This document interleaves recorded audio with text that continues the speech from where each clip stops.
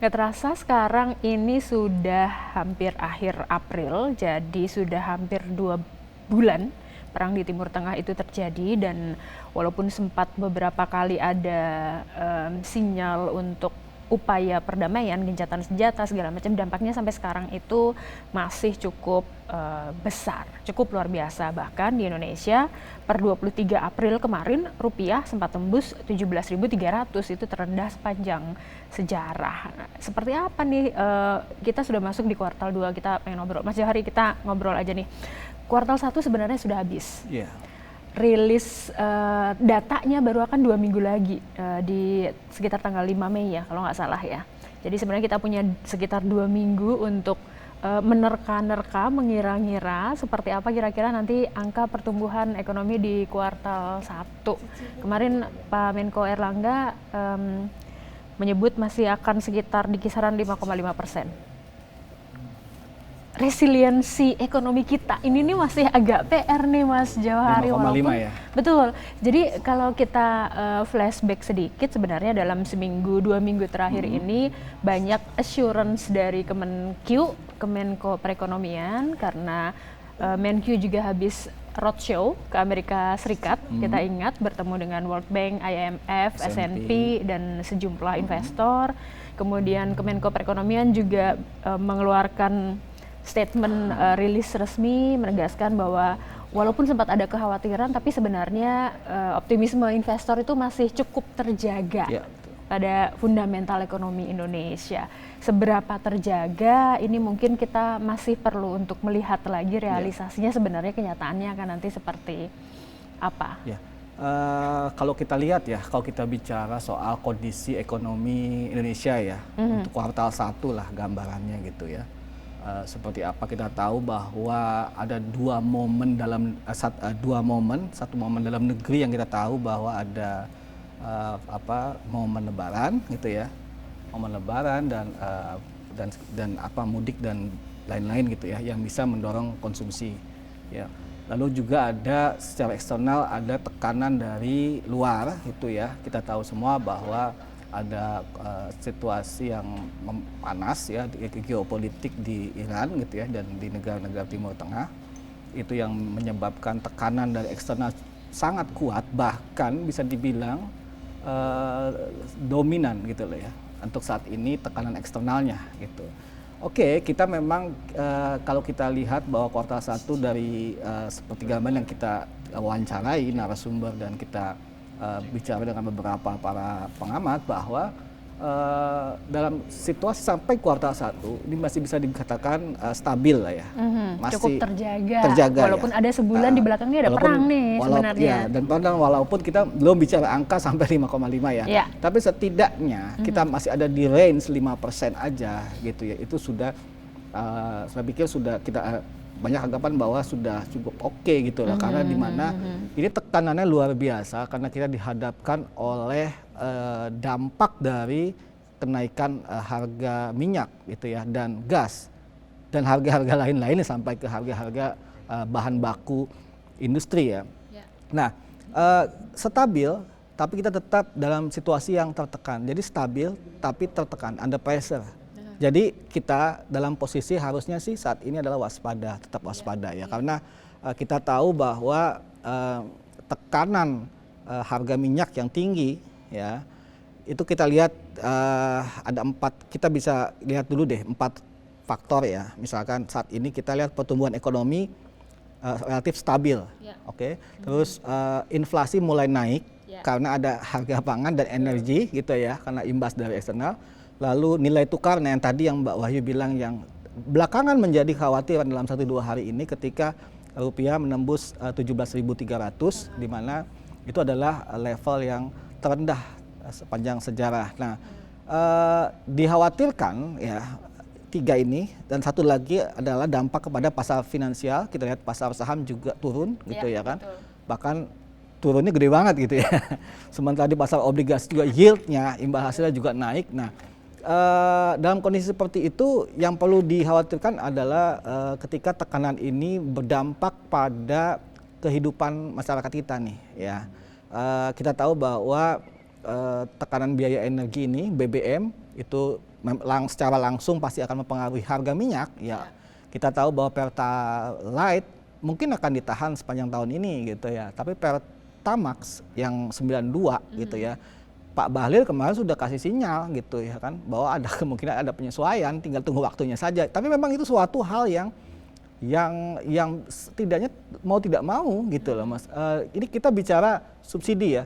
Kalau itu tidak dilakukan, maka subsidi kita semakin besar tekanannya sehingga bisa mengorbankan program-program yang harusnya bisa dipakai untuk mendorong pertumbuhan ekonomi gitu ya. Nah, itu kita bicara itu dulu bahwa secara umum bahwa ya kita masih relatif stabil kok, tapi bukan berarti ancaman ke depan ini hal suatu yang memang cukup berat ya, bahkan bisa dibilang kalau kita tidak melakukan tindakan yang tepat gitu, ini kita repot nih. Jadi nanti kita bisa dampaknya kepada sampai ke kehidupan kita dalam sehari-harian gitu ya. Sebenarnya mungkin di kuartal 1 itu kenapa dampaknya masih bisa agak diredam karena itu tadi harga BBM masih ditahan, kemudian yang non subsidi pun naiknya di April. Jadi mungkin yang paling April penting untuk kita April 18 April. Jadi nanti kuartal 2 sebenarnya yang mungkin akan cukup kita perlu waspadai kali ya, karena kalau misal dilihat ya itu tadi dampaknya akan kemana-mana. Kalau dari pasar modal coba kita cek dulu dalam per kemarin tanggal 23 April IHSG itu year to date itu koreksinya 14,67%. 14%. Di ASEAN itu paling dalam. Karena secara year to date itu yang juga koreksi itu adalah Filipina. Koreksinya hanya 1,14%. Yang lainnya itu ternyata year to date-nya persennya masih naik. Malaysia naik 2%, Singapura naik 6%, terus kemudian Thailand naiknya 16%. Itu agak sedikit mungkin kita jangan juga terus kemudian menafikan ini ya. Kita tahu sudah dilakukan beberapa reformasi kalau di pasar modal, kalau kita bicara soal pasar keuangan khususnya misalnya pasar modal. Di Asia Pasifik itu yang juga koreksi itu ada India minusnya 8%. Yang lainnya rata-rata sebenarnya secara year to date masih positif Mas. Jadi memang jangan sampai kita terlena gitu. Saya sepakat bahwa ekonomi kita relatif terjaga ya dibanding negara-negara, bahkan di negara-negara G20 pun kita masih lebih terjaga ya. Tapi tetap saja kita ada tekanan jangka pendek ya, tekanan jangka pendek dan sampai jangka menengah. Kita coba cek tadi Pak Purbaya mungkin klaim misalkan bahwa persepsi investor global gitu ya di Amerika bagus. Ya Kak, sepakat kita dalam situasi yang memang on the track sebetulnya ini ya, program-programnya pemerintahan saat ini ya untuk mencapai pertumbuhan ekonomi yang tinggi gitu ya Kak. Tapi kan kita lihat bahwa di pertengahan jalan ada ancaman-ancaman, ada gangguan disrupsi lah seperti itu yang bisa menghambat itu. Nah, kita lihat aja itu di pasar saham, pasar obligasi gitu ya, terus di pasar uang gitu ya, itu kan semuanya negatif tuh. Betul. Ya katanya disebutkan bahwa bahkan kita dalam gitu ya, itu kan mencerminkan persepsi investor itu terhadap perekonomian kita itu ada masalah nih yang gitu setidaknya, itu baru persepsi. Nah kan ini tinggal kita melihat, membuktikan secara dari sisi pemerintah ya, ataupun otoritas lah ya, membuktikan bahwa persepsi itu tidak benar. Betul. Gitu ya kan. Oke, Pak Purbaya melancong dia ke Amerika, ketemu S&P, ketemu beberapa investor. Oke, nggak apa-apa, itu bagian dari bagaimana kita meyakinkan sebenarnya bahwa persepsinya nggak kayak gitu gitu loh. Nah, itu bagian dari menjadi sebuah langkah di mana kita memang kita pelan-pelan nih, karena yang sangat dikhawatirkan adalah saat ini itu dampaknya kepada kebutuhan hidup ya. Kebutuhan hidup ini yang paling menyentuh di level masyarakat ya. Beberapa episode yang sebelumnya kita pernah menyinggung bahwa dampak perang gitu ya Iran ini akhirnya sampai juga ke dapur kita, bahkan ke tempat meja makan kita ya kan, bahkan mengusak mengobrak-abrik rekening kita. Iya, betul. ini sudah mulai terasa gitu loh. Jadi kayak misalkan gini, kita bayangkan aja deh ya, ilustrasinya gini, untuk saat ini untuk kita makan tempe aja nih, gitu, yang selama ini kita bilang kalau makan tempe doang gitu ya. Sekarang harga gitu, kedelai naik. Makan tempe aja itu ada setidaknya 4 unsur kenaikan harga ya. Yang pertama kenaikan harga kedelai, ya kan? Harga plastik gitu bungkusnya. Kan. Harga bungkus plastik apa harga yang pakai plastik itu kan. Terus ada harga produksinya dan macam-macam gitu. Jadi itu belum gas ya. Kita kan goreng juga pakai gas kan. Iya betul. Saat ini kan bahkan bisa dibilang banyak hampir mayoritas kita pengguna gas. Ya, untuk menggoreng tempe ada pakai gas, gasnya naik. Kemarin subsidi harga LPG yang 12 kilo, juga yang itu subsidi. Sudah naik kan. Nah, tempenya, kedelainya naik, plastiknya naik, minyak gorengnya naik. Betul. Kok bisa harga minyak goreng naik? Ini yang kemudian menjadi PR karena kan harga minyak goreng kita kan nggak kita impor. Betul. Persoalannya kenaikan harga minyak itu diikuti oleh komoditas-komoditas lain, termasuk CPO. CPO itu gila-gilaan juga naiknya. Ketika di luar gini sekarang Mbak ya, sebagai pengusaha, contohnya misalnya sebagai pengusaha misalnya, saya mau jual CPO mana? Mau jual apa di luar?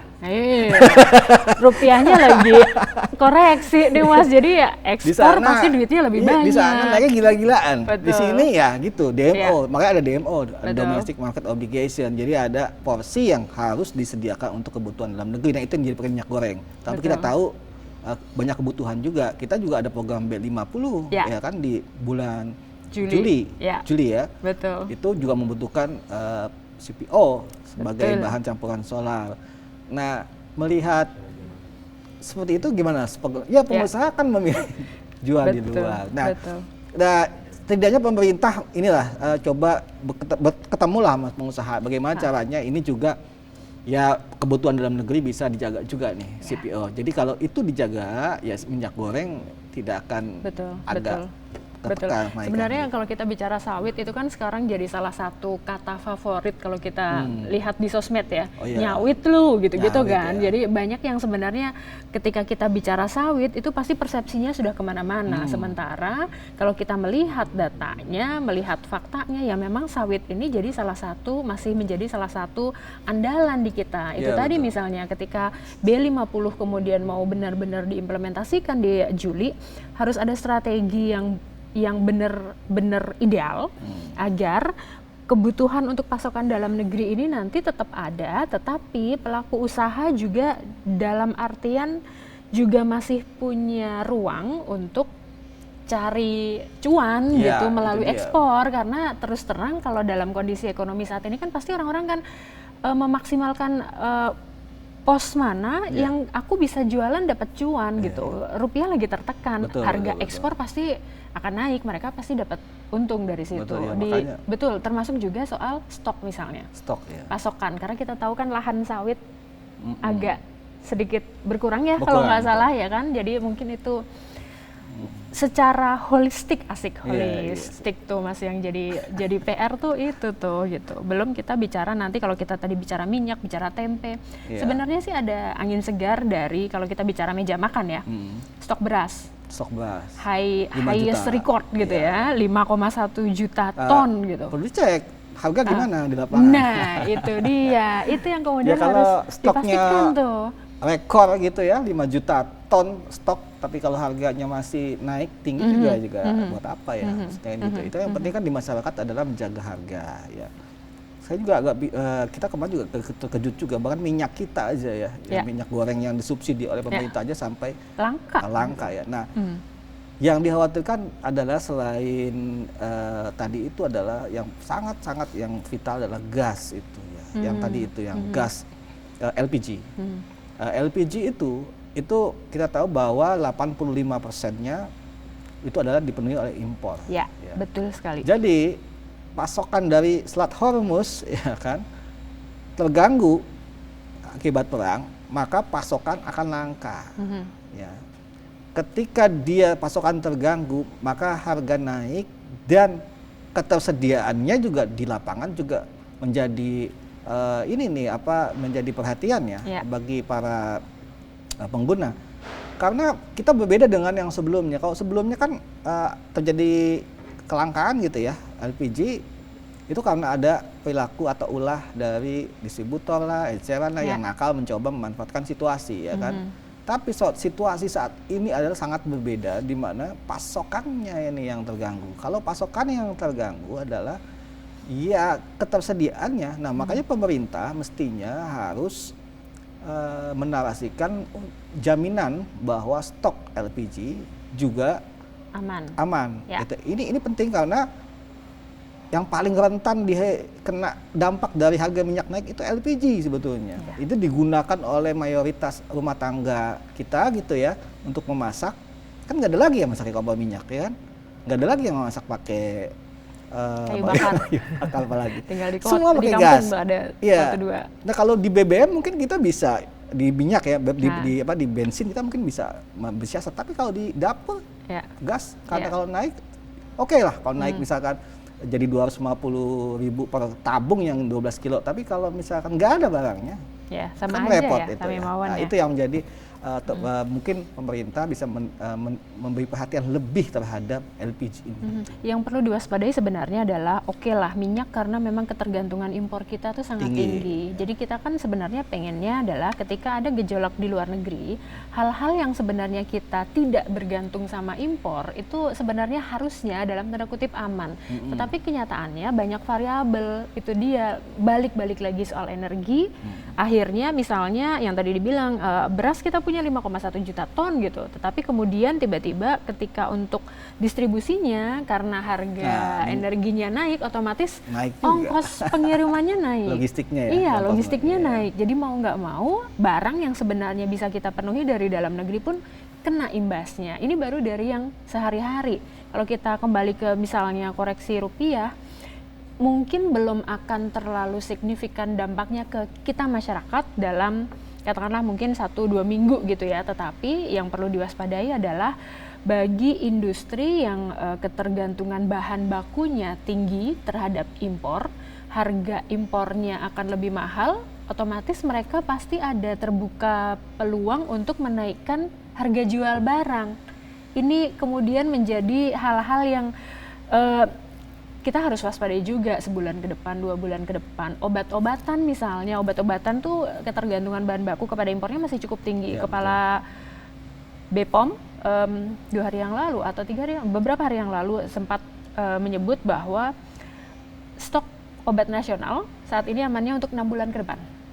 Setelah 6 bulan, kalau misal perangnya belum mereda gitu, ini kita harus mungkin bukan setelah 6 bulan ya, stoknya 6 bulan. Kalau memang ternyata belum mereda ya strateginya harus dari sekarang tuh, diversifikasi sumber impor segala macam. Itu tidak hanya harus dilakukan oleh industri kesehatan tapi semua sektor jatuhnya gitu. Ya makanya kita pada waktu itu ya kita bicara bahwa kita sebenarnya menyaksikan perang ya, ketegangan di Selat Hormuz, Iran ngebom Israel, Israel ngebom Iran, itu Amerika serang. Itu sebenarnya setiap hari itu nasib kita juga sebenarnya dipertaruhkan juga di situ. Betul. Ya kan tadi itu tadi kita bilang bahwa dampaknya ini juga kita akan rasakan jauh, mereka ada di Timur Tengah ya kan. Berapa ratus kilo itu dari sini, tapi dampaknya sekarang sudah sampai gitu loh. Nah misalkan kayak rupiah tadi kita sudah bicara soal energi, dampak dari kenaikan minyak dan tadi ke gas gitu ya, ke transportasi. Lalu kita bicara soal rupiah yang menjadi hot nih belakangan ini ya, beberapa hari terakhir adalah ketika dampaknya apa sih gitu kan, dampak ke kita apa, dampak ke ekonomi masyarakat apa gitu ya. Kita lihat bahwa tadi sudah disebutkan bahwa bahan baku ya, bahan baku kita kan juga banyak pabrik-pabrik di sini yang menggunakan bahan baku dari luar negeri impor ya. Betul. Terus juga BBM ya, BBM juga kita impor ya kan. Ya. Kita harga BBM di luar naik ya, rupiah juga melemah. Wah, itu udah double ganda tekanan ganda, pukulan ganda, itu udah jab kanan jab kiri itu ya kan. Sudah harga naik, melemahnya rupiah juga melemah. Nah, lalu ada beberapa juga barang konsumsi kayak gandum, kayak apapun yang juga diimpor ya. Yang kita makan kalau di Indomie, mie instan gitu ya. Oke. Itu kan ada gandum ya, ada gandum, ada yang dipakai untuk mie instan itu kan impor kebanyakan. Nah, itu kan pasti akan naik.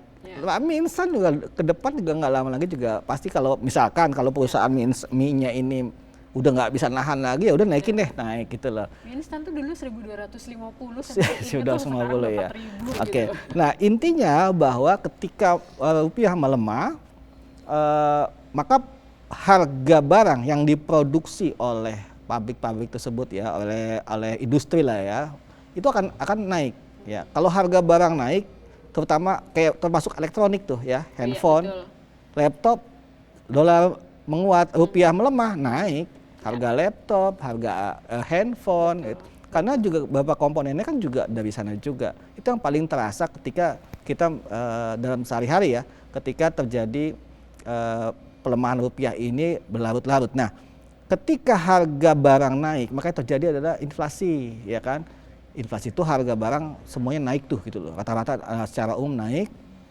Lalu yang dihantam pertama kali adalah daya beli gitu.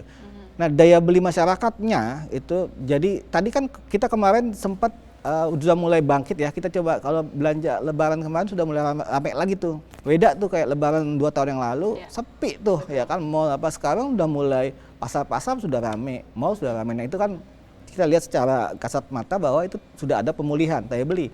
Nah, ketika nanti harga naik karena rupiah melemah ini, inflasi meningkat ya daya beli akan terpukul. Daya beli nanti ujung-ujungnya adalah pertumbuhan ekonominya. Nah, itu yang akan memperlambat lah setidaknya kenaikan pertumbuhan target Pak Purbaya ini yang katanya sampai 5,5-5,6% gitu ya kan. Ini akan jadi berat, konsumsinya kan lemah. Kita tahu bahwa kita konsumsi kita cukup untuk menopang pertumbuhan ekonomi gitu ya kan. Bahkan yang kuartal berapa tuh ditopang oleh konsumsi gitu. Kalau konsumsi kita lemah tadi itu karena ada kenaikan harga ini, kenaikan harga itu, kenaikan harga ini gitu kan. Sampai kita mau jalan-jalannya susah kan, tiket pesawat mahal gitu ya kan. Iya, betul. Beli baju ini loh bisa naik harga baju pakaian karena bahan baku tekstil itu kan semua juga impor juga. Betul. Iya, jadi ada penyesuaian. Jadi sampai baju, makanan, mau jalan-jalan itu kita menghadapi itu. Nah, yang menjadi persoalan adalah ketika harga daya beli melemah, pertumbuhan ekonomi melambat ya ujung-ujungnya kita survive semua nih gitu loh. Maksudnya kita di satu sisi juga dunia usaha ya, karena biasanya kalau inflasi tinggi ya harga naik semua itu biasanya Bank Indonesia itu menaikkan suku bunga untuk ya kan untuk meredam untuk setidaknya untuk balik untuk meredam inflasi. Nah, ketika kredit bunga naik, maka bunga kredit bank itu pasti akan menyesuaikan bahasa halusnya lah, adjustment. Bahasa halusnya menyesuaikan pasti akan naik, ya kan? Bunga KPR, bunga kredit mobil, ya kan, bunga kartu kredit, semua yang dipakai kita untuk dalam konsumsi kita untuk dalam sehari-hari maupun dalam kehidupan ini semua akan naik semua. Nah, itu secara kita ya, secara individu. Tapi kalau dalam dunia usaha, perusahaan tidak akan atau setidaknya mengerem ekspansinya karena bunga tinggi. Dia mau pinjam uang dari mana gitu loh. Dia mau pinjam pakai bank tinggi, ya kan. Dia mau cari sumber pemindanaan dari surat utang misalnya. Yield naik berarti itunya naik gitu ya kan. Bunganya yang harus dibayar naik, pasar modal turun gitu ya kan. Nah, akhirnya perusahaan mengerem ekspansi dan tadi itu yang tadi Mbak Wahyu bilang, yang paling terpukul adalah perusahaan yang punya hutang dalam dolar lalu bergantung pada impor. Wah, ini kalau dalam situasi yang terus melemah rupiah itu bisa berujung pada ancaman PHK ya. Kalau misalkan itu. Nah, makanya perlu ada terobosan lah saat ini dari pemerintah. Buktinya kemarin Bank Indonesia terus istilahnya intervensi ya. pasar supaya untuk bagaimana rupiah tidak terlalu melemah, tapi buktinya melemah terus. Berarti harus ada ekstra ini tindakan terobosan yang paling ini gitu. Ya, itu dia, berarti kita memang perlu, kita melihat sudah ada langkah-langkah kebijakan diambil, sudah ada upaya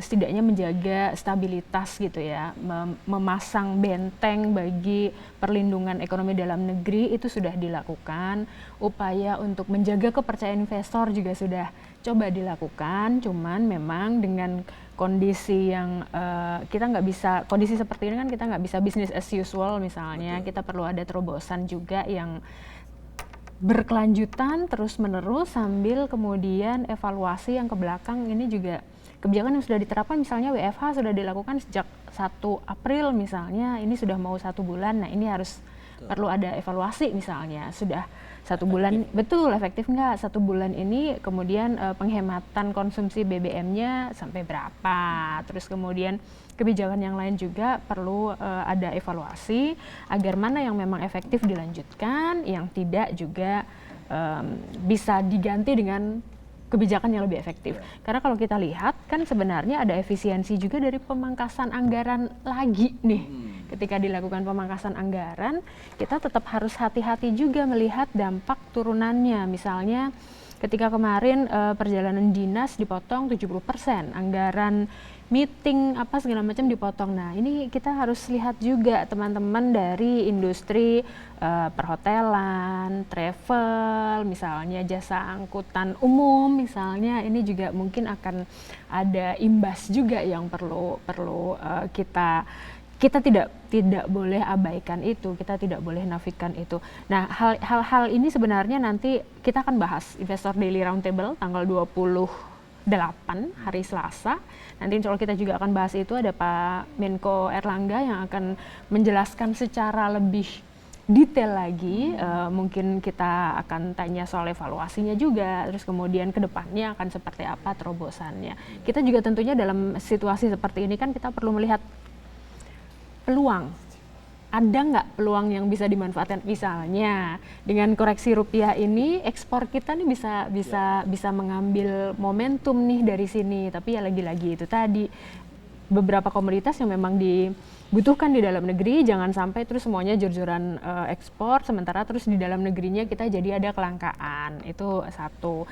Terus kemudian kalau kita lihat Indonesia kan juga sudah jadi anggota OECD, udah jadi anggota BRICS, kita juga punya RCEP misalnya. Nah, hal-hal yang seperti ini kan bagaimana kemudian memperkuat kerjasama dengan ketika kita menjadi anggota dari lembaga organisasi itu gitu ya, dengan anggota-anggotanya yang kontribusi PDB-nya ke PDB dunia juga cukup signifikan. Ini perlu kita lihat lagi nih hal-hal kerjasama apa yang bisa optimalkan lagi. Misalnya ketika kemarin Presiden Prabowo ke Rusia, terus kemudian ada pembicaraan mengenai impor minyak dari sana, terus kemudian misalnya kilang gitu kan? Betul, terus kemudian juga kalau yang soal obat kemarin Pak Kepala BPOM juga bilang menjajaki pasar untuk impor bahan bakunya, misalnya yang tidak harus melewati daerah yang sedang berkonflik gitu. Hal-hal yang seperti itu bisa, bukan hanya bisa sih, perlu dan harus menurut saya itu harus dilakukan gitu. Karena lagi-lagi sebenarnya kita kan nggak hanya mengejar angka pertumbuhan ya Mas Johari, kita juga melihatnya adalah dampak ke bawahnya nih seperti apa gitu. Jangan sampai benar bahwa proteksi kebijakan jaring pengaman ini utamanya adalah untuk masyarakat kelas bawah. Tetapi masyarakat kelas menengah jangan dilupakan. Kalau misal masyarakat kelas, karena masyarakat kelas menengah kita nih dengan kondisi seperti ini tanpa adanya jaring pengaman, safety net, itu banyak yang sudah di pinggir jurang nih sekarang. Ya, memang yang paling sangat terpukul saat ini adalah kelas menengah memang. Karena kenapa? Karena kalau yang bawah kan sudah dapat jaminan bantuan sosial ya. Ada bantuan sosial, jadi untuk menjaga daya beli seperti apa. Kelas menengah itu dia tidak berhak menikmati subsidi bantuan gitu loh. Tapi dia menghadapi tekanan harga yang banyak. tadi itu kan, ada energi, ada maksudnya di pangan, ada di bahkan di pakaian, bahkan mau jalan-jalan pun kita juga tiket juga mahal, gitu kan, seperti pesawat kan. Nah sebenarnya harus juga dipikirkan juga lebih strategis ya. Jadi pemerintah juga kan sudah melakukan langkah-langkah, misalkan alokasi subsidi diperbesar gitu ya, untuk bagaimana caranya jangan sampai yang BBM subsidi ini, yang Pertalite ini naik gitu ya, karena kan itu kalau bisa naik nanti akan memicu lebih besar lagi kenaikan harga pada barang-barang lain gitu ya. WFH ya WFH itu perlu ada evaluasi dan mungkin harus transparan ya. Kita mau melihat bahwa benar nggak bahwa kebijakan ini tepat gitu ya. Jangan kita WFH tapi jalan-jalan gitu. Tapi itu yang dikhawatirkan adalah ketika ya sama aja penggunaan konsumsi BBM kan nggak dapat tuh. Padahal tujuan WFH itu adalah untuk menekan konsumsi BBM gitu ya.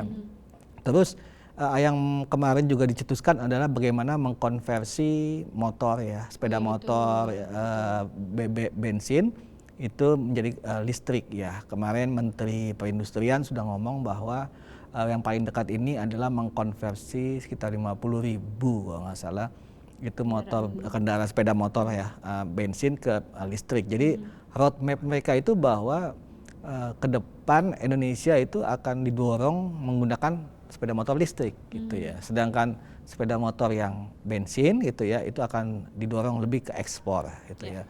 Jadi dengan begitu konsumsi kita, ketergantungan kita terhadap bahan bakar fosil ya, anggaplah itu ya BBM itu akan berkurang itu.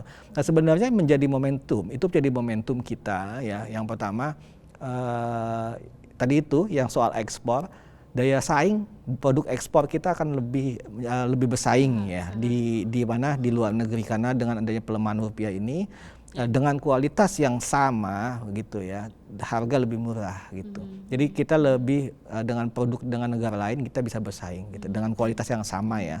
Tapi karena ada pelemahan rupiah maka harganya menjadi murah. Ini kesempatan untuk memperluas pasar ekspor. Tadi Mbak Wahyu sudah bilang Rusia, Eropa ya kan. Itu kita punya EU CEPA ada di barat juga ya, daripada kita pusing sama tarif Donald Trump ya kita ini aja gitu, kita geser aja sedikit-sedikit juga ke negara yang lain, ke negara tujuan ekspor, karena memang ini menjadi setidaknya secara jangka menengah menguntungkan dari pelemahan rupiah gitu ya kan. Nah yang kedua adalah momentum tadi kita yang sempatkan, padahal ini sudah digaungkan oleh dua pemerintahan ya kita bahwa transisi ke energi listrik ya, ke listrik ya. Kemarin sempat juga kita lihat sepeda motor kemarin sempat ada subsidi 7 juta tapi kan nggak jalan tuh iya. Tapi sekarang mau ada regulasi baru lagi ya, jadi kemungkinan besar untuk sepeda motor konversi, lalu nanti bahkan afturnya juga kita tahun depan kita juga mau substitusi gitu ya. Terus 2028 juga kita mau bikin mobil sedan listrik nasional gitu ya. Dan yang kebutuhan ibu-ibu nih yang kompor listrik gitu ya. Ini substitusi ya, pengganti dari gas. Kalau memang gas ini akan berlarut-larut ya kan harganya dan ketersediaannya juga sangat mungkin menjadi masalah gitu ya. Pengganti menjadi kompor listrik itu menjadi solusi, tapi persoalannya kalau kita dengar dari ibu-ibu bahwa mahal harganya gitu ya kan, kompor listrik mahal. Ya disitulah negara harus hadir daripada subsidi yang sebelah gitu ya kan.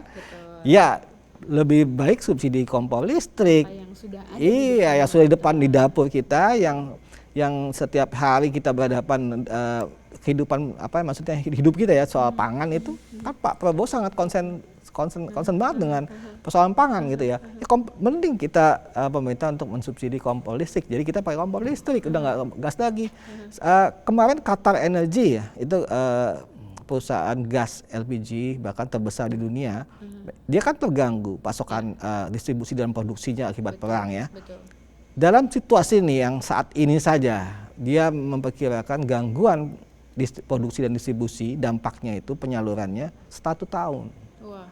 Jadi ini nggak cuma besok perang hari ini selesai, besok tiba-tiba jalan lagi tuh distribusi gas. Enggak. memang ada beberapa fasilitas yang rusak juga. Nah, jadi membutuhkan setidaknya 1 tahun lah ke depan untuk normal lagi.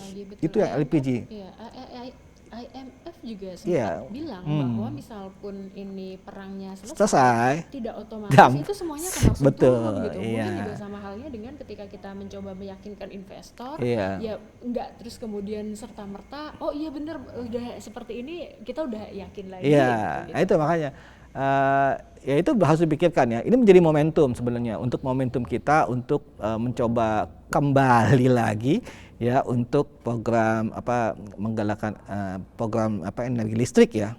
Tapi agak kontradiktif belakangan ketika kemarin itu pajak untuk EV-nya mau dilepas itu agak ini sih kontradiktif sih. Agak ironis sih di satu sisi untuk mendorong orang untuk ke listrik tapi pajaknya mau dilepas. Itu agak masalah, tapi ini masih menjadi perdebatan. Tapi setidaknya dari kondisi ini kita mempunyai banyak peluang ya barang ekspor ya EV dan termasuk kalau di pasar keuangan pendalaman pasar ya termasuk yang pengendalian dari APBN ya untuk lebih prioritas lah mana yang harus diparkir dananya harus disalurkan gitu ya. Jadi kita ini seharusnya bukan cuma harusnya Indonesia tidak hanya bertahan dalam situasi ini tapi tetap bisa mengambil peluang gitu loh. Ya, intinya adalah bagaimana kita bisa bertahan sekaligus mencari celah agar kita kemudian tidak terombang-ambing. Karena kalau kita lihat di Maret itu PMI manufaktur itu sebenarnya masih zona ekspansi, tapi turun dibanding Februari 53, di Maret 50,1. Jadi sudah tipis banget. Ini yang kemudian harus kita jaga agar kemudian di kuartal 2 dan juga di kuartal-kuartal berikutnya ini tidak tergerus gitu. Apa yang bisa kita lakukan? Ini memang kita nanti akan bahas lebih detail lagi di Investor Daily Roundtable tanggal 28.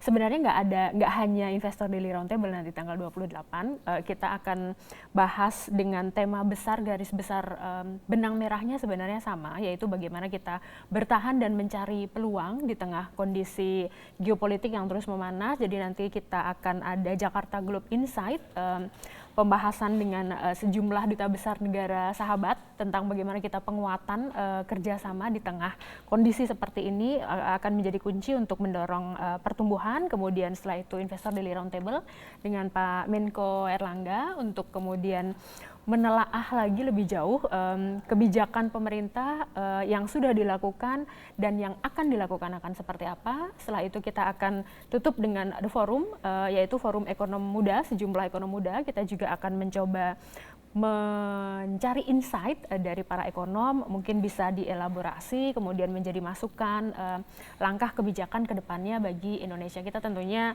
pengennya ya kita survive dan tetap tumbuh, nggak hanya angka tetapi juga masyarakatnya. Mas Johari ada yang mau ditambahkan? Ya itu dia. Makanya yang paling penting adalah pertumbuhan ekonomi tinggi, bagus ya, penting. Tapi dampak nyata di masyarakat itu juga menjadi ukuran juga gitu. Jadi itu sangat penting dan saat ini sedang challenging ya, menantang sekali karena banyak tekanan dari eksternal. Ya kita harapkan pemerintah mampu melihat prioritas dan terobosan bauran kebijakan apapun harus all out nih istilahnya ya kan. Mau itu pemerintah, otoritas itu harus all out untuk menjaga agar semua balik ke tracknya pertumbuhan ekonomi yang kita harapkan lebih kencang ya. Betul. Nanti sampai jumpa nanti tanggal 28 kita di sana ya Mas, di Hotel Mulia. Nanti kita simak dan juga nanti kita sama-sama kawal meja redaksi nanti akan kembali lagi dengan tema-tema pembahasan yang tentunya sedang hangat dan menjadi perhatian masyarakat. Coba kita akan bedah bagaimana dari redaksi Bi Universe menyikapinya, bagaimana melihatnya, dan bagaimana kemudian kita mengawalnya seperti apa. Terima kasih Mas Johari. Terima kasih. Thank you.